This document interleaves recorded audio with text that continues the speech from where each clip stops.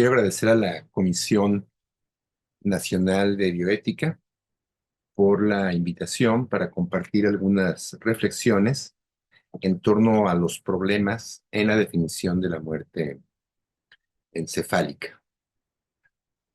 Quiero, antes de iniciar, hacer alguna aclaración. No es la intención de esta charla asumir alguna posición al respecto, sino simplemente compartir un debate vigente en torno al reconocimiento, a la aceptación y las problemáticas que implica la definición de la muerte encefálica. Entre los problemas, bueno, principales que intentaremos resolver, se encuentra en primer lugar cómo saber cuando una persona está muerta y qué es la muerte. La cuestión tiene sentido porque partimos del supuesto que en función de nuestras creencias o en función de la definición que nosotros podemos tener acerca de la muerte, es que al mismo tiempo se puede diagnosticar o sería un criterio para diagnosticar que una persona ha muerto. Sin embargo, como veremos enseguida, pues la cuestión no resulta tan sencilla. De hecho, desde la antigüedad, pues, pues hay intentos, podemos decir, por definir la muerte. Hay planteamientos serios que se han planteado en este sentido. Y sin embargo, pues también generan controversias desde aquellos tiempos. La muerte pues acompaña es la compañera irremediable pues de la vida, y de ahí que saber pues esta distinción resulta importante para lo que hemos planteado. Recientemente se ha planteado, no tan antigua, la definición de la muerte, lo que se conoce como la muerte encefálica, y esto ha generado nuevos debates en torno al saber cuándo una persona está muerta y también saber qué es la muerte. Así, en ese sentido, retomando el tema de la antigüedad, para Platón la muerte ocurría cuando el alma se separaba del cuerpo, porque este último solo era un recipiente para el alma mientras estaba en la tierra. Y de una manera diferente pensaba Aristóteles, quien creía que la vida no residía en el alma, sino la vida se daba una combinación entre alma y cuerpo. Esta definición pues antigua, o esta oposición pues antigua, ya nos introduce un poco en la problemática, porque podemos darnos cuenta que la noción, o para poder saber cuándo una persona ha de considerarse que ha muerto, pues los criterios entre un filósofo y el otro, pues serían distintos. Problema aparte sería el saber diagnosticar, dado que pues persiste la dificultad de poder conocer el tema del alma, que en un momento dado ambos filósofos pues nos refieren en sus respectivas definiciones. Sobre las observaciones de la muerte también lo encontramos pues desde los textos antiguos. Pienso particularmente en algunos de los textos históricos, como Tucídides, por ejemplo, que hacen unas descripciones completas del fenómeno de la muerte, y también pues de algunos de los clásicos en el ámbito de la historia de la medicina. Encontramos ya algún tipo de definiciones. Así, por ejemplo, cirujanos y guerreros y verdugos concluían que las partes del cuerpo no siempre morían al mismo tiempo. Es decir, podría declararse, por ejemplo, sin vida una parte del organismo, pero otra podía seguirse considerando con vida. Así los médicos griegos pensaban que la muerte podía darse en los pulmones, el cerebro o el corazón, pero que el único que consideraban sede de la vida era el corazón. Una tradición que en gran medida podemos decir pervive hasta nuestros días. Galeno, Hipócrates y los anatomistas de Alejandría le daban al cerebro el papel vital, ya que en él se encontraba la sensación y el movimiento. Como podemos darnos cuenta en estas diferentes observaciones que se realizan, se refieren a la muerte, podemos decir, o a cese de actividad, en alguna parte del organismo, pero no del organismo en general, tal vez con la excepción de aquellos que consideraban que la sede de la vida se encontraba en el corazón. Y estas afirmaciones solo aportaban a la definición o noción de la muerte, pero sin embargo no aportaban demasiado al diagnóstico, dadas las imprecisiones, pues que de alguna manera ya percibíamos incluso con las anteriores definiciones. Durante el Renacimiento también se aportan nuevos diagnósticos. Por ejemplo, en el siglo XVII, Antón Luis afirmó que el inicio del rigor mortis era un signo de diagnóstico suficiente para el diagnóstico de la muerte. Por su parte, William Hervey describe la circulación y establece el latido cardíaco como signo de vida. Laennec, por su parte, el inventor del estetoscopio, este, contribuía de alguna manera al diagnóstico con sus aportaciones inventivas para poder, al poder detectar los latidos del corazón. Sin embargo, según se documenta, seguían existiendo imprecisiones en el diagnóstico y los falsos positivos continuaban apareciendo. Es decir, en función de un diagnóstico aparentemente preciso, pues en ocasiones, como veremos enseguida, había individuos que se consideraban que habían muerto, pero no era así.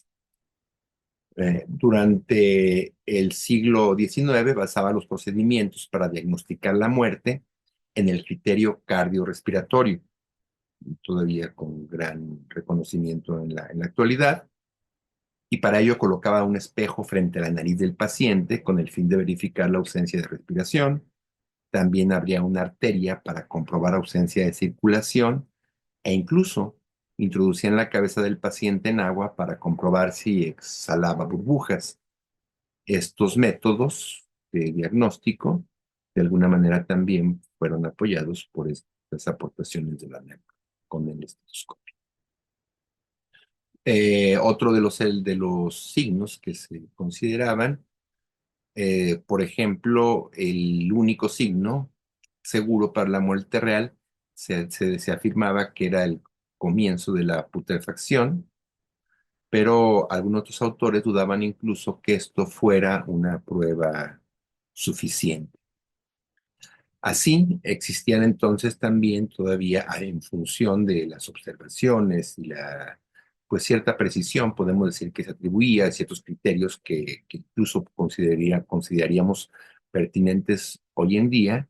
Existían factores que podían falsificar la muerte, como el frío extremo, los opacios, el alcohol, las hemorragias, la apoplejía, la asfixia, la fiebre alta o las lesiones en la cabeza que podían pues conducir al error diagnóstico de la muerte.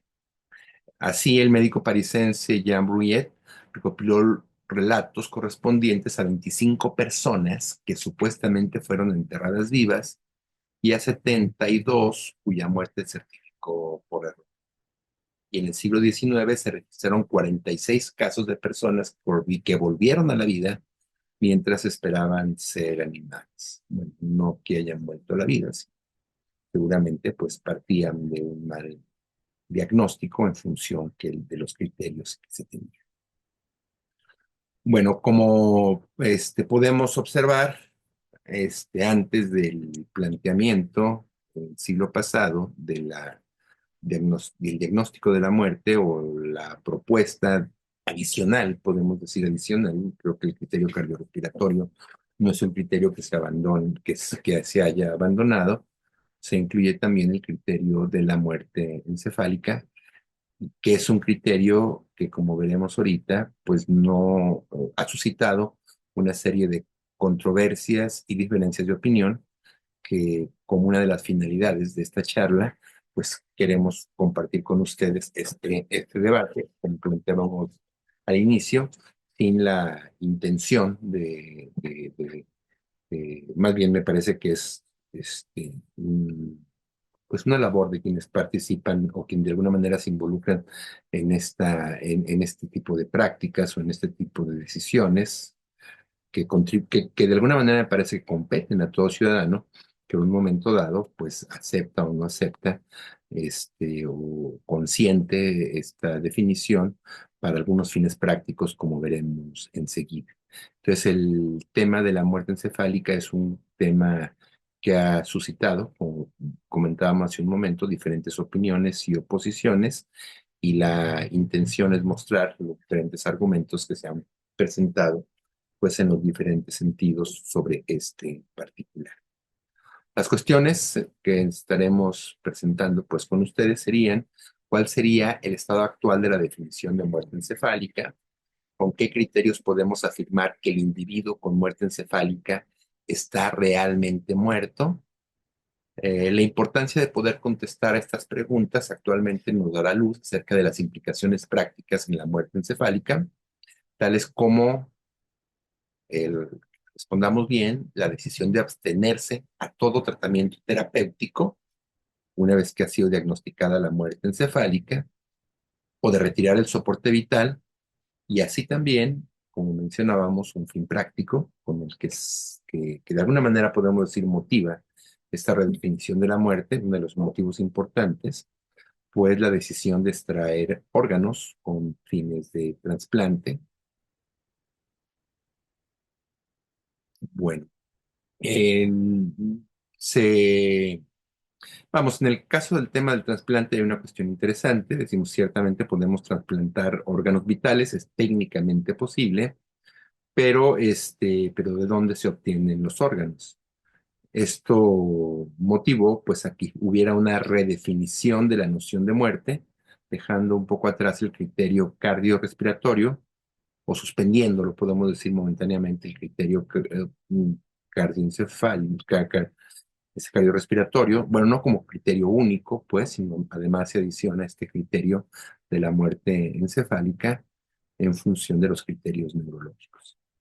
Se formaliza, podemos decir, a partir del documento de 1968, que es el informe de Harvard, que en pocas palabras, pues, plantea que el coma irreversible tiene muchas causas, pero solo están interesados en aquellos individuos en coma que tienen actividad discernible en el sistema nervioso central.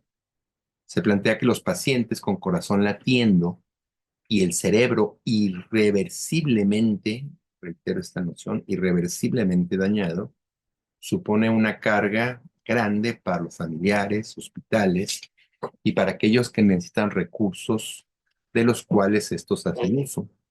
Por otro lado, los criterios obsoletos para definir la muerte pueden generar controversias para la obtención de órganos para trasplantes. Hay diferentes elementos aquí que podemos reconocer. Por una parte, pues se considera como obsoletas las anteriores definiciones. Será un criterio, bueno, que me parece que a lo largo de esta charla podría ayudar a discernir de manera particular a quien nos sigue.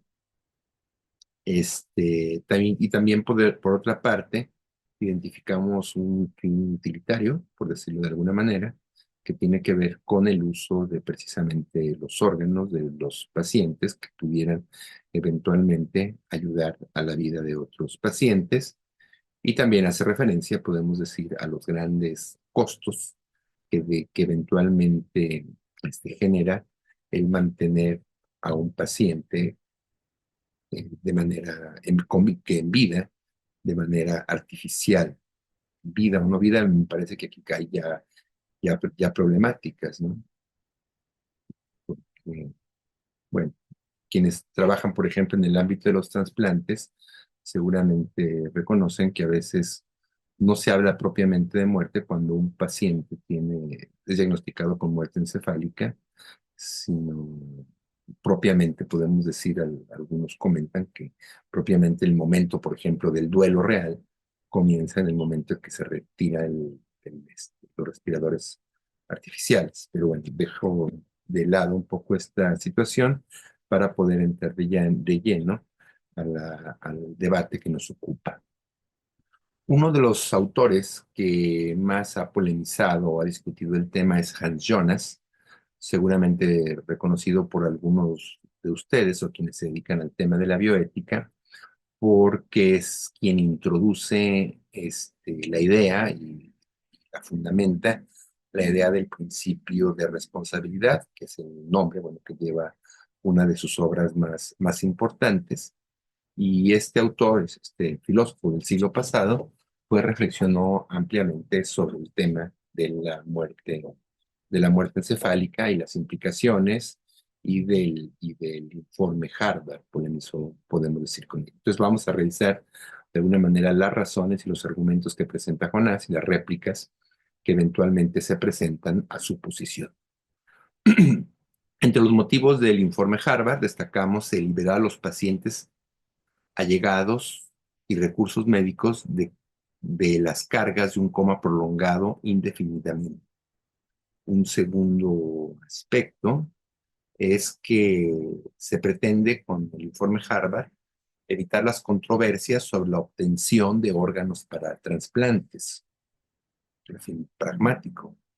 Y una tercera razón es que el médico tiene derecho a finalizar el tratamiento de un estado cuya prolongación no tiene sentido para el paciente porque esto no implicaría una mejoría. De acuerdo con Jonás, y ahorita veremos las razones, la tercera razón es la única o el único fundamento válido para afirmar la definición, ya que la prolongación de estado vegetativo en las condiciones señaladas, pues sí que admite que no tiene mucho sentido. Bueno, veamos en general los desacuerdos de Hans Jonas, quien una de las primeras oposiciones que plantea es la utilización de órganos, ya que principalmente se opone porque considera que esto no representa ningún beneficio para el paciente con quien se ha diagnosticado la muerte encefálica. Otra de las cuestiones que plantea es que no se ha definido en estricto sentido la muerte. Solo se han dado algunos criterios para admitir sin obstáculos la muerte y para permitir la desconexión del respirador. Es decir, se establecen criterios ad hoc, podemos decirlo, para poder justificar la desconexión del paciente. Otro de los aspectos que plantea es cuando la finalidad tiene que ver con la obtención de órganos.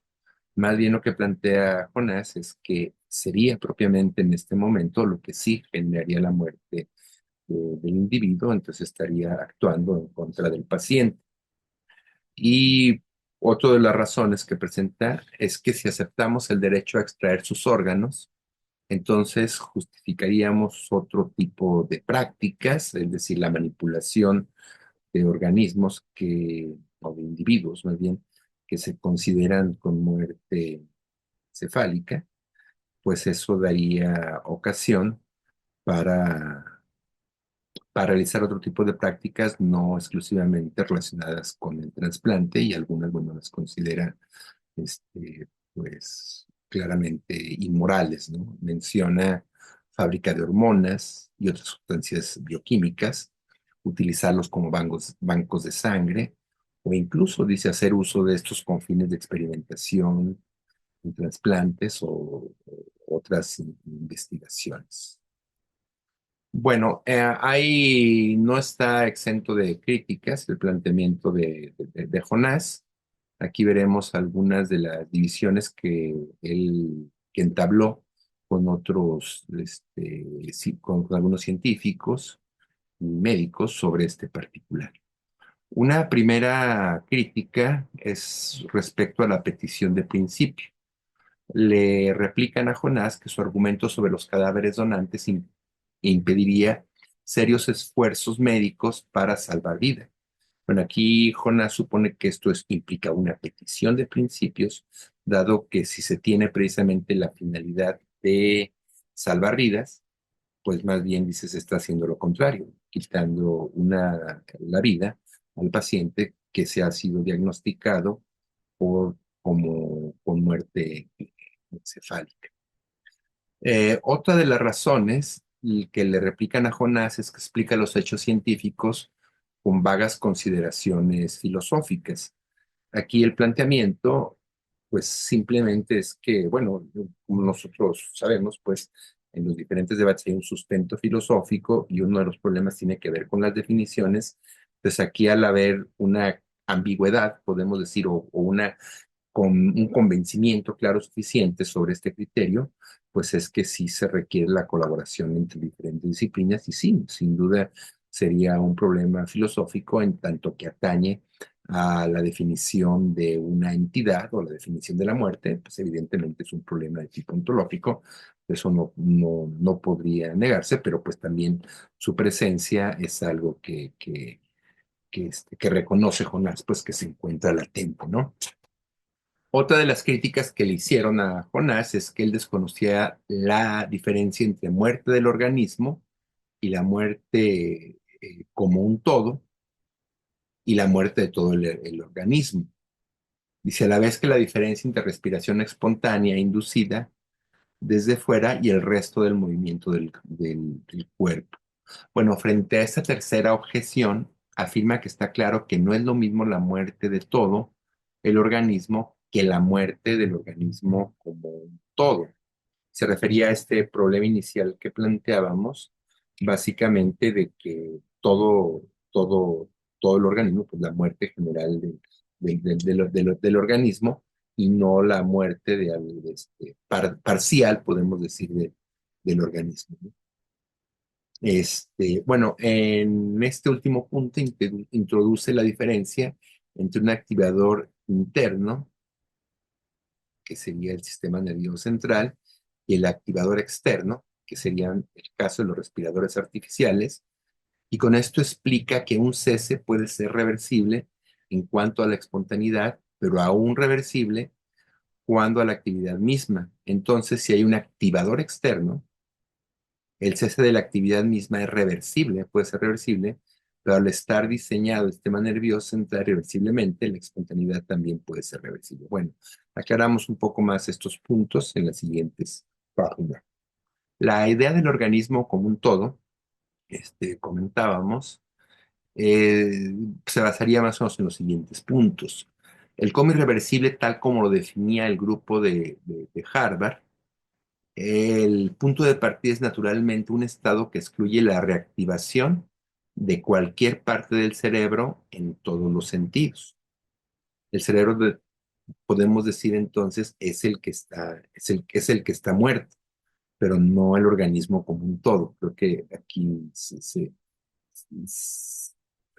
puede vislumbrar un poco mejor este problema. O sea, hay muerte del organismo, pero no del individuo, no propiamente podemos decir todo el individuo.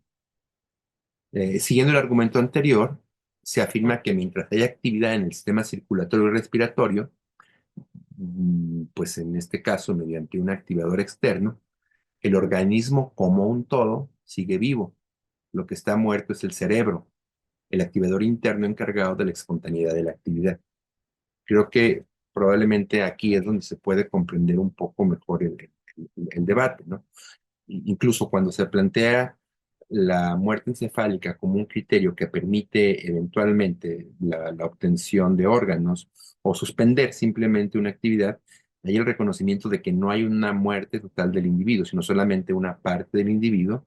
Y la cuestión fundamental es que si esto sería un criterio moral, un criterio ético suficiente como para poder declarar a un individuo muerto. O la cuestión, en otros términos, creo que sí conviene plantearlo en este momento, es una definición práctica. Bueno, ¿qué hacer con un paciente en estas circunstancias? Aquí introduzco algunas diferencias de opinión que se dan entre Jonas y Miller. Jonas plantea que no podemos estar seguros de que estos seres humanos que siguen respirando y con corazón latiendo sean inmunes al sufrimiento. Por su parte, la réplica de Miller dice que el estado de los individuos con muerte encefálica no permitiría sentir dolor, y si así fuera, podría resolverse esto con anestesia. Una segunda tesis de idea de Jonas dice que es una explotación injusta extraer órganos vitales de pacientes vivos sin importar cuán neurológicamente comprometidos estén. Y la réplica que hace Miller es que Jonás no había puesto objeción a la obtención de órganos de personas muertas. De hecho, de hecho, siempre y cuando se cuente con el consentimiento del paciente. Y una tercera posición de Jonás es que los médicos realizan la práctica de donación de órganos letales en contra de la vocación moral del cine. Fue un argumento bastante común que se plantea pues, que la misión, podemos decir, o los fines precisamente de la práctica médica es el salvar vidas, pero bueno, es un debate interesante en el que algunos plantean que también una de las misiones de la medicina es garantizar una muerte con dignidad. En ese sentido, Miller, aquí es donde plantea eh,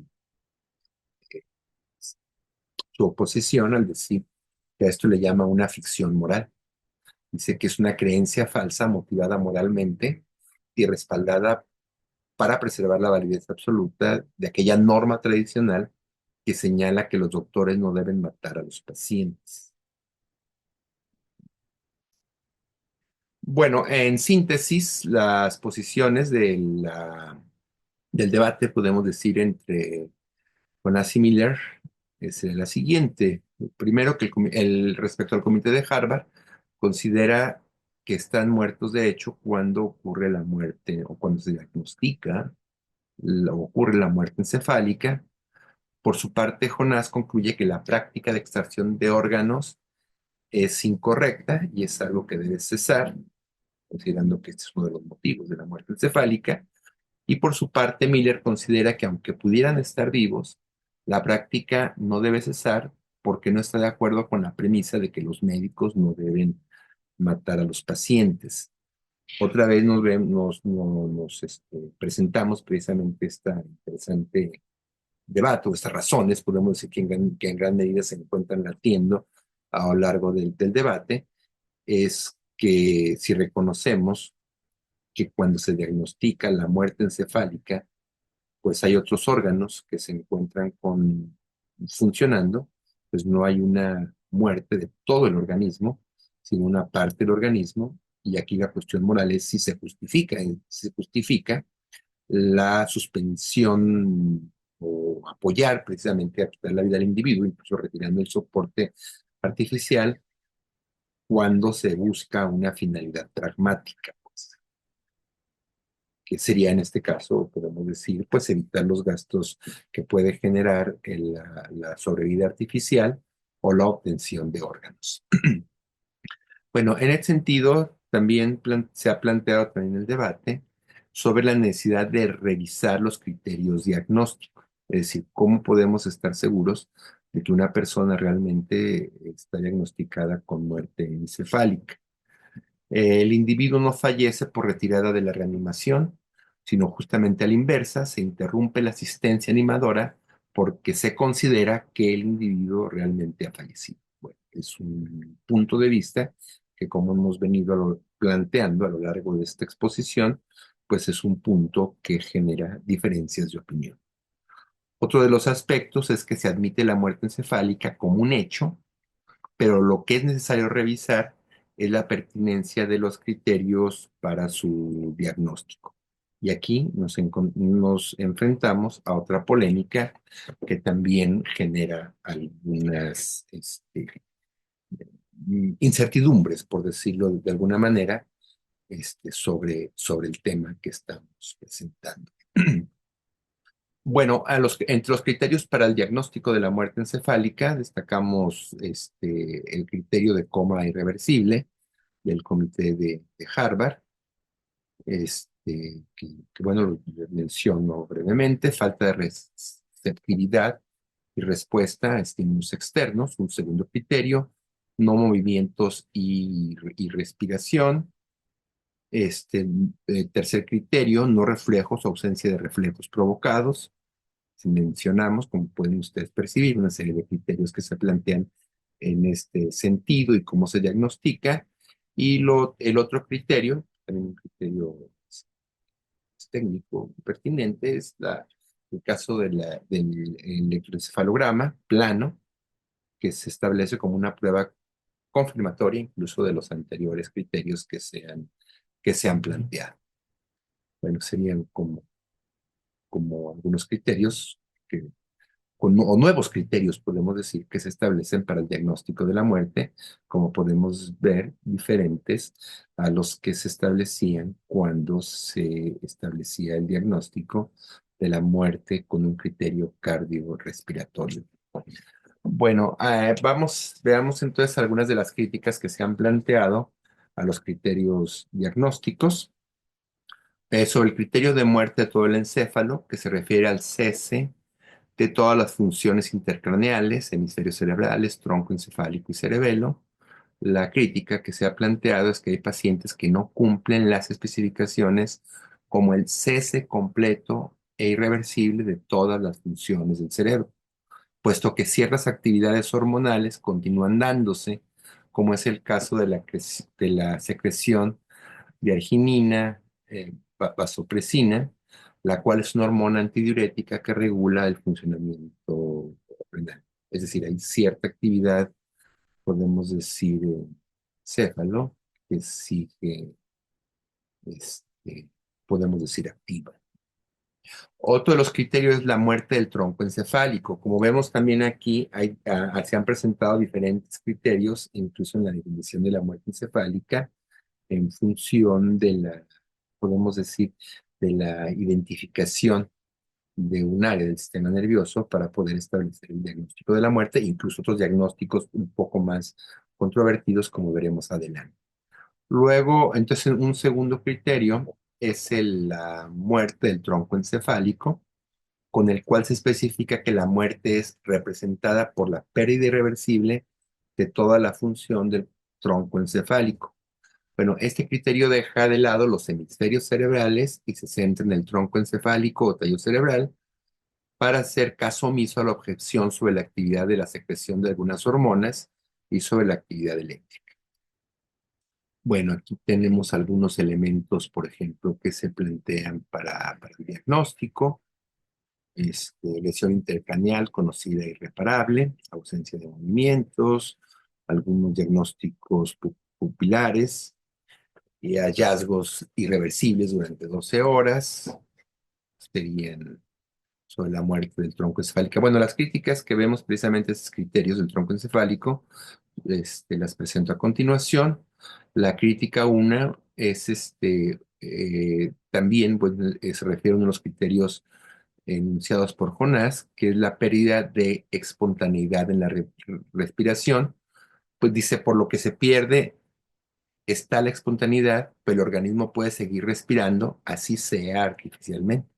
Es decir, el retirar precisamente el soporte artificial vital, pues eso sería como una inducción de la muerte precisamente en el individuo, pues. La crítica 2 se basa en la conciencia, que es el elemento que les comentaba hace un momento, que resulta polémico, porque básicamente hace referencia a aspectos de orden psicológicos que tienen que ver con la conciencia, lo cual pues también sigue siendo una noción difícil de considerar, podemos decir, en términos eh, empíricos. Bueno, respecto a la muerte de la neocorteza cerebral, también hablamos del diagnóstico y su crítica. Bueno, este tercer criterio es el de la muerte de la neocorteza cerebral, el cual se aplica a los individuos en estado vegetativo persistente y plantea que la pérdida irreversible de las funciones corticales superiores de la conciencia, sus funciones cognitivas, son necesarias y suficientes para diagnosticar la muerte. Otra vez volvemos a este criterio que les planteaba que es polémico. Y plantean también que quienes están a favor de esta posición afirman que no se conoce un caso de un paciente que ante el diagnóstico de coma, ausencia de reflejos del tallo cerebral y apnea, haya logrado recuperar sus funciones cognitivas. Bueno, la crítica va en el siguiente sentido. Se plantea que el criterio es polémico, dado que el criterio de muerte encefálica se ha pensado basándose en cuestiones fisiológicas. En cambio, el que nos ocupa está basado principalmente en cuestiones psicológicas.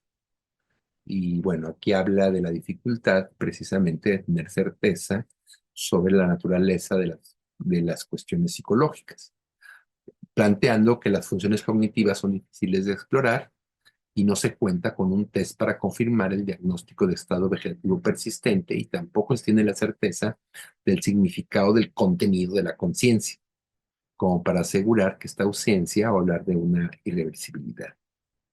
Así, Ariyov plantea que no existe un criterio confiable para diagnosticar lo que nos hace humanos, por lo que tampoco podríamos saber el momento en que se han suspendido estas cualidades.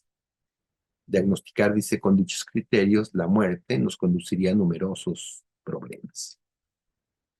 Bueno, algunas de las propuestas que se han planteado para un diagnóstico que podemos decir pudiera eventualmente resultar más confiable, hago referencia a las propuestas de Eduardo Rivera López, quien entre una obras, me parece importante, Ética del trasplante de órganos, plantea que las preguntas a plantear ante estas diferencias de opinión son las siguientes.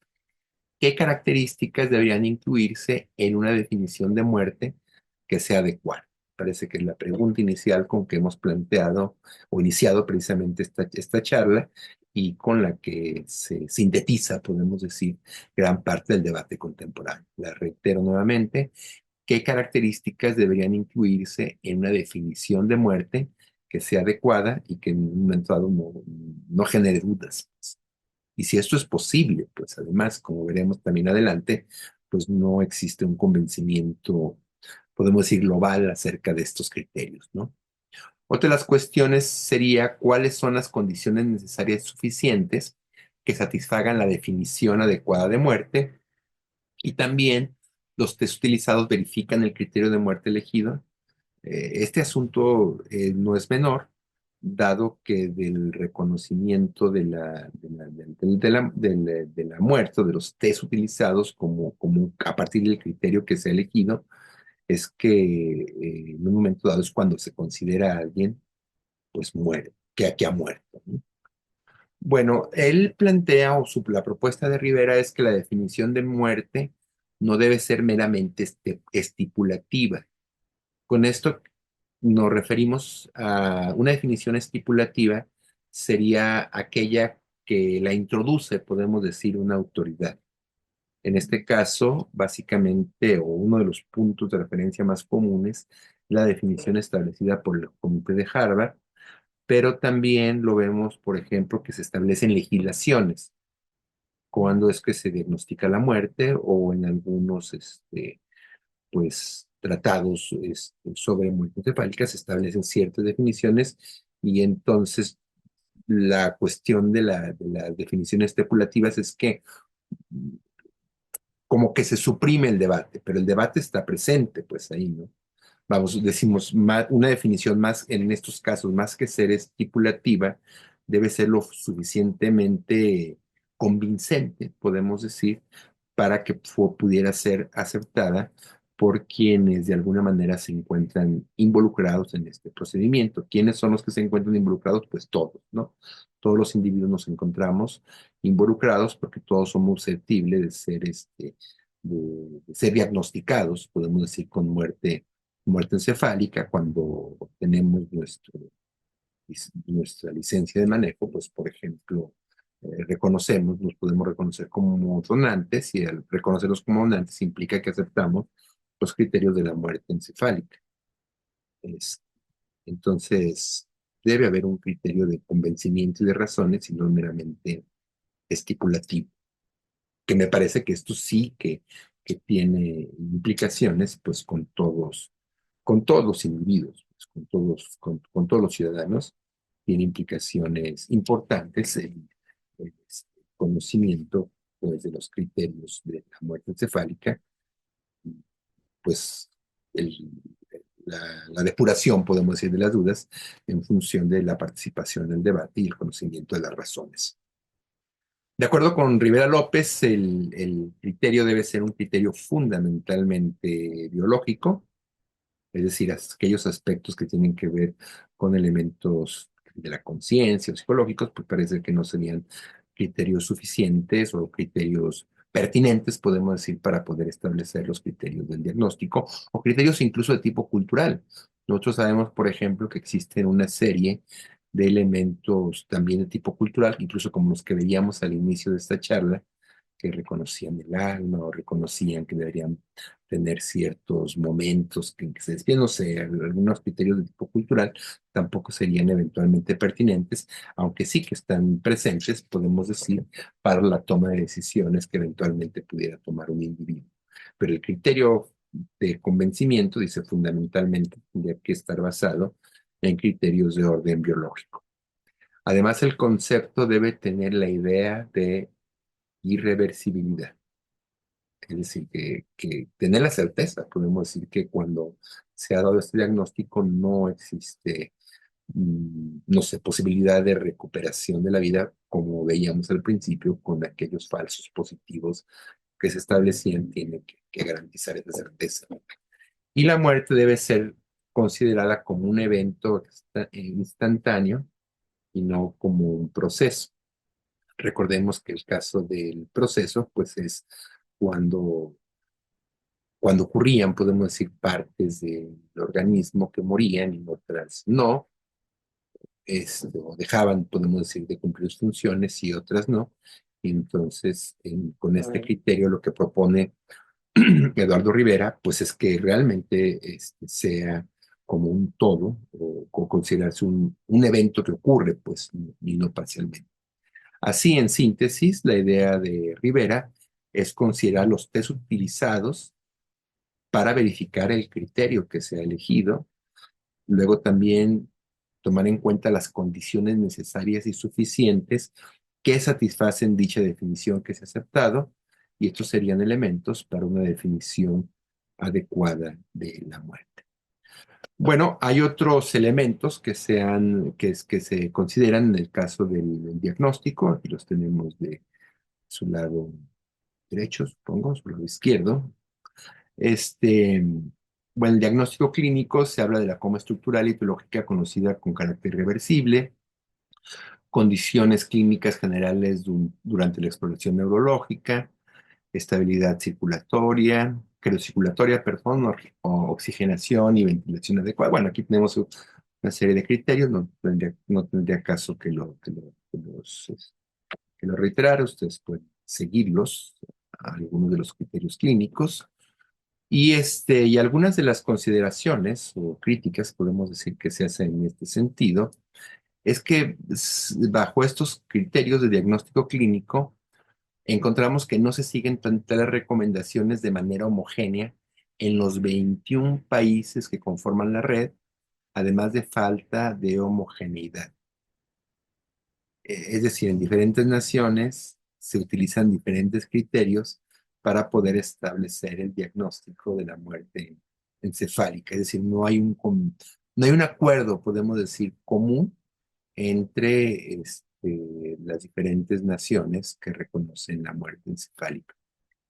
Por otra parte, también este autor Barreto plantea que se ha evidenciado en un estudio reciente la falta de capacitación entre los médicos en actualización sobre los criterios diagnósticos. Bueno, no culparía yo esta falta de actualización, dado que así como desde el surgimiento o antes incluso de la aparición del informe de Harvard, ya se escribía mucho sobre los criterios para el diagnóstico de la muerte. Hay nuevos hallazgos, nuevas interpretaciones, pues vamos, es razonable eventualmente que no exista como en ocasiones la suficiente actualización que no deja eventualmente, por muy actual que sea, de generar ciertas polémicas que se encuentran en la base precisamente de los elementos. Bueno, otra de las cuestiones que también planteábamos es las dificultades para legislar por falta de homogeneidad. También en una revisión que hacíamos de diferentes normatividades, pues nos encontrábamos que en las diferentes constituciones o en las diferentes normas nacionales en cuestiones de salud particularmente el diagnóstico de la muerte, pues no hay una unificación en estos criterios. Así, mientras unos países sí especifican su reglamento retirar el soporte vital una vez declarada la muerte encefálica, otros no lo consideran, siguen considerando el criterio cardiorrespiratorio como criterio de... bueno, es una razón el hecho de que existan diferencias de opinión en diferentes naciones, este, culturas, pues es una razón suficiente, podemos decir, para poder ocuparnos y tomar en serio, pues, que este tema, pues, no basta con decir es que la comunidad científica sí lo avala y el comité de Harvard ha sido reconocido y esto eventualmente no hay reversibilidad, sino que realmente es un tema este, que genera, podemos decir, diferencias entre diferentes culturas y ciudadanos. Bueno, otro de los aspectos es que los requisitos clínicos también presentan diferencias. Por ejemplo, la temperatura mínima recomendada para descartar hipotermia es de 32,2 grados centígrados, pero en algunos países una temperatura mínima es de 35 grados y no parece haber una justificación alguna en el establecimiento de este criterio. O si la hay, probablemente existir porque una temperatura y no otra, pues me parece que es algo que se tienen que conocer los diferentes criterios en el proceso del diagnóstico. Y adicionalmente es importante tener cuidado al revisar, perdón, las distintas causas del coma, puesto que el nivel o contenido de la conciencia puede ser conflictivo si no se realiza un adecuado test para determinar la causa del coma, lo que ha llevado en ocasiones a errores médicos. Bueno, con esto estaríamos concluyendo este debate. Esperemos que esta reflexión que hemos compartido con ustedes contribuya a su mejor formación a ampliar sus reflexiones y críticas en el ámbito de la bioética. Para concluir, yo quisiera dejarles a ustedes esta obra que hemos realizado junto con mi colega Dalila Ayala Castillo, quien ha hecho una investigación al respecto sobre las problemáticas de la muerte encefálica y quiero reconocer pues también el trabajo fuerte que he realizado con ella para poder tener y presentar esta, esta presentación de debates que hemos puesto a su consideración. Les agradezco mucho su atención.